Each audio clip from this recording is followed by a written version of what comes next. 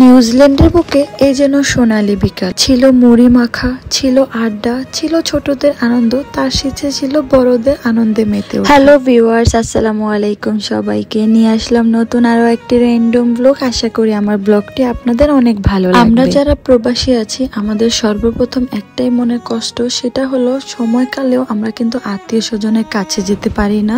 ইচ্ছে হলেও বাংলাদেশের সবকিছু সব আনন্দ উৎসব একসাথে কিন্তু আমরা উপভোগ করতে পারি না। তাই আমরা যারা প্রবাসী আছি চেষ্টা করি সবাই একত্রে মিলে কোনো না কোনো একটা আনন্দ যখন যেভাবে পারি সেভাবে মুহূর্তটাকে এনজয় করছি। তো যেই ভাবা সেই কাজ, কয়েকটা গুটি পরিবার মিলে আজকের বিকেলটা অনেক আনন্দ করব অনেক। আমরা যখনই কোথাও যাই না কেন সব ভাবিরা মিলে গ্রুপে আগে থেকেই ডিসাইড করে নিই। আমাদের কিন্তু খুবই সুন্দর একটি গ্রুপ তৈরি করা আছে। তো সবাই মিলে ডিসিশন করে এই পার্কটিতে আমরা চলে আসি। এই পার্কটা কিন্তু আমার বাসার পাশে। যারা আমার ব্লগ রেগুলার দেখে তারা কিন্তু এই পার্কটি দেখে চিনে ফেলেছেন এটা কোন পার্ক। হ্যাঁ, এটাই সেই ওয়েস্টলেক পার্ক। যারা আমরা ওয়েস্ট সাইডে আছি প্রায় আমরা এখানে এসে থাকি, কিন্তু যারা নর্থ সাউথের মধ্যে ইস্টে আছে তারা কিন্তু প্রায় এখানে আসা হয় না। আমাদের সবার টার্গেট ছিল যে আজকের বিকেলটা একত্রিত হব, কারণ সামনে আমাদের অনেক বড় একটি পিঠা উৎসব আছে। তো আমরা সবাই চেয়েছিলাম পিঠা উৎসবের আগে সব ভাবিরা মিলে একত্রে কিছুটা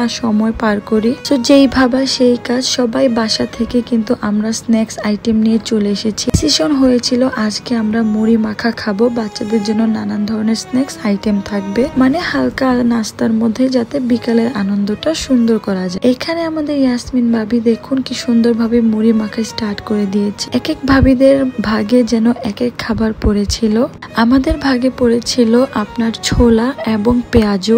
আমার মামুনি কিন্তু বাসা থেকে ছোলা আর পাকোড়াটা বানিয়ে নিয়েছে। শুধু যে স্ন্যাক্স আইটেমের মধ্যে ছোলা মুড়ি ছিল তা না, ছিল চা, ছিল কেক, ছিল আপনার আইসক্রিম, সব ধরনের খাবারই কিন্তু ছিল। যেহেতু পার্কটার সামনে বাচ্চাদের প্লেগ্রাউন্ড আছে, সো বাচ্চারা সারাক্ষণ এই প্লেগ্রাউন্ডে আনন্দ করছে। তার পিছনেই দেখুন সব ভাইয়ারা মিলে সেই মুড়ি মাখা খাচ্ছে। এই বিকেলটা যেন এইভাবে করে অনেক আনন্দ লাগে, যেন এক মুহূর্তের জন্য ভুলে যাই আমরা সবাই প্রবাসী, আমরা বাহিরে থাকি। মনে হচ্ছিল যেন বাংলাদেশের কোনো এক কর্নারে বসে মুড়ি মাখা খাচ্ছি। তো এই তো দেখুন একসাথে মুড়ি মাখা খাচ্ছি, এই ছিল। আর সাথে ছিল দেখুন আমাদের লাকি ভাবি কত মজার হালিম রান্না করে নিয়ে এসেছে, যেটা খেতে অ্যামেজিং লেগেছিল। আর অনামিকা ভাবির হাতের এই কেকটা যেটা অসম্ভব মজা। সত্যি বলতে ওরা সবাই যদি না থাকতো প্রবাস জীবনটা যেন একদমই বোরিং ফিল লাগতো। বাট বিশ্বাস করেন প্রবাসী থাকা সত্ত্বেও হয়তোবা পরিবারের মানুষগুলো কাছে নেই, কিন্তু ওরা বন্ধুত্বর কাছে ছিল বলে আজকে অনেক আনন্দ করছি।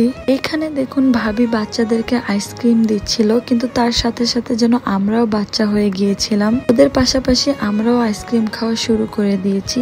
এখানে আমার মামুনিটা আজকে চেরি ব্লসম ফুলের সাথে ম্যাচিং করে ড্রেস আপ পরেছে। আমি প্রায় চেষ্টা করি আমার মেয়েকে বেস্ট সবকিছু দেওয়ার জন্য। অ্যাজ এ মা আমি এটা সবসময় চেষ্টা করি, এবং আমি বলে না প্রত্যেকটা মাই কিন্তু এখানে দেখুন নূর গাছে ওঠার চেষ্টা করছে, আর আমি এখানে এই ফুলগুলোর ভিডিও ক্লিপ করছিলাম।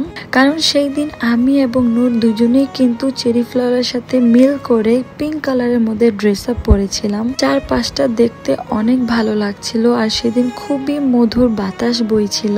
এখানে এসে দেখলাম ছেলেরা সবাই মিলে ফুটবল খেলা এনজয় করছে। আসলে ওরাও প্রতি সপ্তাহে একসাথে জব করে টায়ার্ড হয়ে যায়, লাইফটা যেন বোরিং লাগে। যখন ওরা একত্রিত হয় সবাই মিলে এভাবেই আনন্দ করে। তার সাথে পিছনের পাহাড়গুলো দেখতে অ্যামেজিং লাগছিল।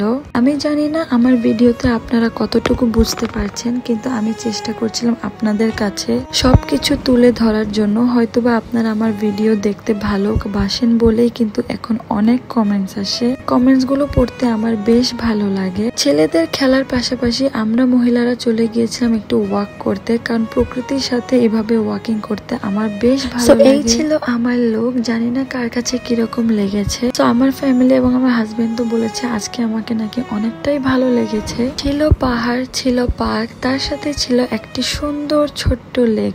এই লেকেই দেখুন ছেলেরা সবাই মিলে অজু করার জন্য এখানে বসে পড়েছে। যেহেতু বিকালটা অনেকটাই চলে গেছে, এখন আমাদের টার্গেট ছিল চা খাওয়ার পালা। আর চায়ের দায়িত্বে ছিল নার্গিস ভাবি। জাসমিন ভাবি বাসা থেকে এই চুলাটা নিয়ে এসেছে এবং ভাবি এখানে সরাসরি চা রান্না করছে আমাদের জন্য। যতই হোক বাঙালি বলে কথা, চা ছাড়া কিন্তু এক মুহূর্ত চলে না, যতই আমরা একসাথে থাকি না কেন। এক পাশে আমাদের চা হচ্ছে আর আরেক পাশে আমাদের রোমানা ভাবি প্রত্যেকটি বাচ্চাকে নিয়ে কাইট উড়ানোর জন্য চেষ্টা করছে। আর ভাবি কাইট উড়ানোটা দেখে একদমই ছোটবেলার কথা মনে পড়ে। শুধু একবার চিন্তা করুন, আমরা প্রবাসী কিন্তু তারপরেও আমরা যখন একত্রে হই আমরা কত কিছুই না করি, তাই না? অনেকে বলতে পারেন তাহলে যদি প্রবাস হয়ে বাংলাদেশকে মিস করেন, বাংলাদেশে থাকলেই তো হয়। ভাইয়া বাস্তবতাও কিন্তু আমাদের একটা বলে কথা আছে, যেটা আমাদের সবারই মেনে চলতে হবে। সবার রিয়েলিটি সমান হয় না, সবার পরিস্থিতিও কিন্তু সমান হয় না। আপনাদের সাথে গল্প করতে করতে এই যে আমার বিকালের খুব সুন্দর চাটা হয়ে গিয়েছে। ভাবির হাতের চাটা অসম্ভব মজার হয়। আর গরম গরম এই চা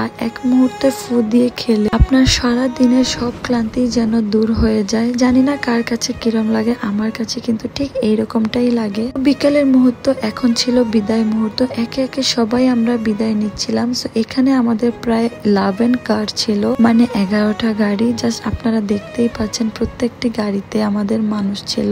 এই ছিল আমার আজকের ব্লগ। নিয়ে আসবো নতুন আরো সুন্দর ব্লগ নিয়ে। ততক্ষণে ভালো থাকবেন, সুস্থ থাকবেন। আল্লাহ হাফেজ।